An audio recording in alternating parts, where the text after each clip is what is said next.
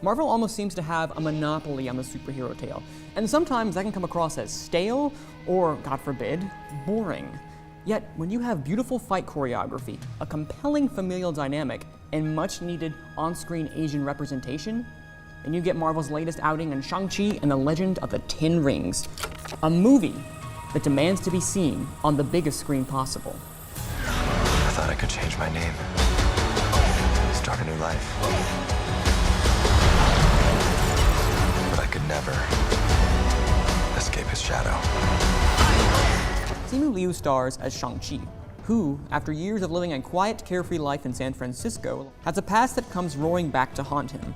When his father's terrorist organization, the Ten Rings, emerges from the shadows, Shang-Chi must evade obstacles, from trained ninjas to arm-bladed brutes, all while going on a personal journey of accepting his dark origins and confronting the trauma of his family's history. Shang-Chi and the Legend of the Ten Rings succeeds because, at its heart, it's a film about the dynamics of family and how trauma can affect and ultimately strain those bonds. The film shines when it dives into those interpersonal relationships, specifically between the son-father dynamic of Shang-Chi and Wenwu, played by Simu Liu and Tony Leung, respectively. These two command your attention with their performances of a father and son who both have a past as deeply connected and complex as they are themselves.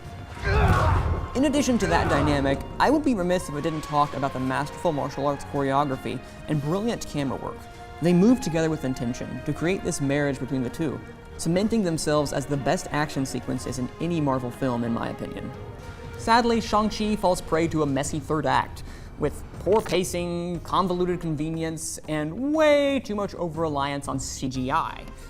However, that doesn't ruin the overall enjoyment this movie seems to warrant. Shang-Chi is one of the most entertaining times I've had in theaters since going back earlier this year. And while it misses a few expected beats, it manages to land a majority of its punches. Which is why I'm saying that Shang-Chi and the Legend of the Ten Rings is News 2 approved. You can find this film at this time only in theaters.